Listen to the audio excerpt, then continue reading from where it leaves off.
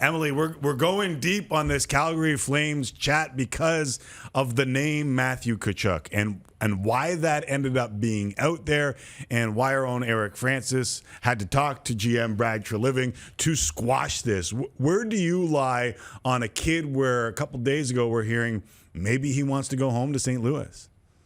Yeah, well, I want our two sweet Americans up there to come home. It's him and Johnny Gaudreau. Get them to the U.S. But, the truth is, I think both of those players are happy there. I do think that they believe in the team. They enjoy playing in Calgary. And if you're Calgary right now, I heard you guys just talking about how, for some reason, they do believe this core can win. And there are enough pieces there. I do think there's danger of just running it back again and again. But these are two players in their prime. They've seen how great they can be at their best, specifically Gaudreau, when he is, performing at that very high offensive level. So giving them up for nothing probably isn't the game. And just with so many names on the market this summer, maybe they just don't think the return is going to be there for them. I just get the feeling like either you get Gaudreau to that deal, or you have to trade him. He's got 1 year left in the deal, and he's a UFA after that. And that's why I think there wasn't as strong a conversation about Johnny Gaudreau as there was with Matthew Tkachuk. I think that Brad Treliving knows either we get him on a new deal or he's got to be traded. Yeah.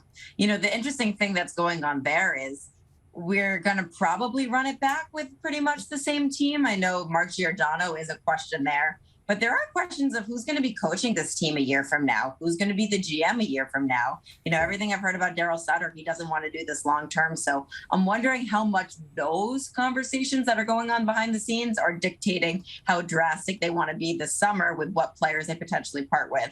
And it does seem to me, though, if it's not Johnny Gaudreau and if it's not Matthew Tkachuk, that Sean Monahan would be that next name up of maybe he's the guy that does go if they want to look for a shakeup. Yeah, and it's just amazing. If that's the case, Emily, who's making the decision? Who's running the whole operation over there in Calgary? I just, in Ottawa right now, so much of the talk is, what's Brady Tkachuk's status? What's going to happen with the other Tkachuk? I wonder if it's going to be like Giannis and his brother. Are they just a package deal? They're just going to go somewhere, although both Tkachuks can play? Or maybe Caleb Jones and Seth Jones in Chicago. Right.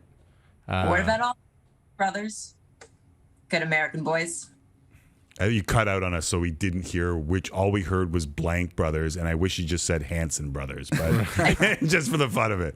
Brother, that's who it was. It was not the Hughes brothers. We care about the Hanson brothers in 2021. Yeah, that's exactly it. It's not 1982. Emily, are we going to be surprised by anything in this expansion draft? I think so. I honestly, things have been so mum with Seattle, and they've done such a great job of keeping things to the vest. I do get the sense that they want to be competitive because of the pressure that they did get from Vegas, and there are going to be a lot of big names that are left exposed. Jacob Voracek is one in Philadelphia. I'd expect his name to be out there. Eric Johnson, we just heard about today. Peter Bob, the Athletic, noted that his no movement clause is going to be waived. So I'm curious to see out of all these veterans that are kind of dangling out there for Seattle, which one of them do get picked? Because let's face it, they need to reach the salary cap floor. They're going to want some leadership. It's not going to just be these third, fourth line winger guys and hope that you capture all the magic in Vegas. The truth is that Vegas did have some guys with some prior experience, and they're going to need someone to be the face of the franchise like Marc-Andre Fleury. And I'm not sure if that's going to be TJ Oshie, because it really sounds like he and Washington want him to stay, but could be someone else.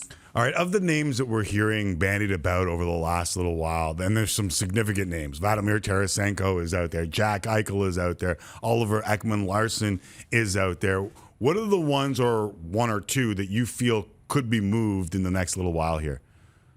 Vlad Tarasenko is one. Just hearing about the situation behind the scenes, it sounds untenable. It really began when he wasn't named captain. They chose Ryan O'Reilly instead of him. He thought that as a personal slight. He feels like a leader for that team. He feels very connected to the city of St. Louis.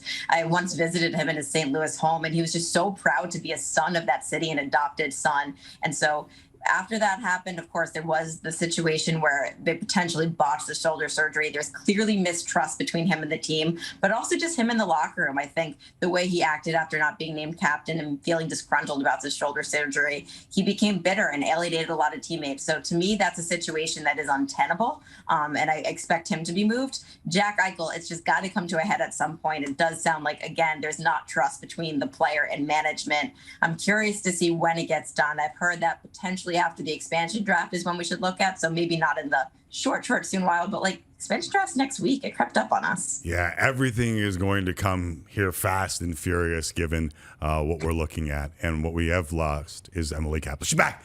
We got Emily Kaplan back. Either way, we have to say goodbye, unfortunately. Wait, where's Mario? Yeah, we need the camera dude. We need Mario the camera dude. Appreciate you always. Thanks for doing this. Always fun catching up.